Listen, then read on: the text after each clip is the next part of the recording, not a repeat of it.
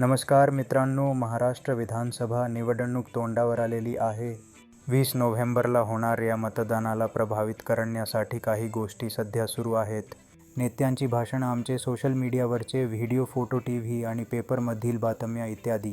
पण निवडणुकीत कोण जिंकेल त्याला मी मत दिलं पाहिजे, नाही तर माझे मत फुकट जाईल. अशा जुगारी मतदारांची जिज्ञासा शांत करण्यासाठी काही एजन्सी निवडणूकपूर्व सर्व्हे देऊन खळबळ उडवून देतात. ह्या सर्व्हेवर किती विश्वास ठेवायचा हा प्रश्नच आहे, कारण हे सर्व्हे बऱ्याचदा चुकीचे ठरलेले आहेत. तरीही त्यांची चर्चा होतेच. 2 दिवसापूर्वी एक सर्व्हे आला IANS मत्रिजे या कंपनीचा. ह्या सर्व्हेमध्ये महायुती 47% मतांसह 145 ते 165 जागा जिंकून सत्तेत येईल असे भाकीत केले गेले.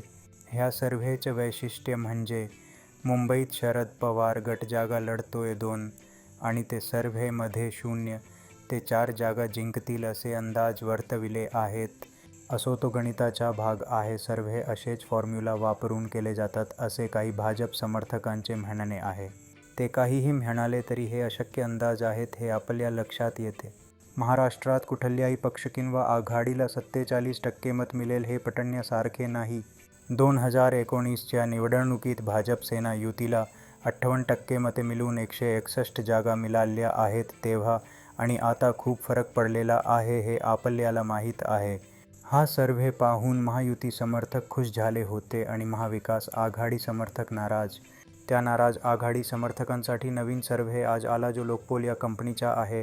ह्या सर्व्हेनुसार आघाडीला 43 ते 46% मते घेऊन 151 ते 162 जागा जिंकता येतील. ह्या सर्व्हेत थोडेसे तथ्य वाटते, पण तरी आपला सद्विवेक जागृत ठेवून आपल्या कामाच्या उमेदवाराला तुम्ही मतदान करा. कारण असे कित्येक सर्व्हे कित्येक वेळा खोटे ठरले आहेत. तरीही बिनलाजे ही मंडळी पुन्हा अंदाज घेऊन येतात.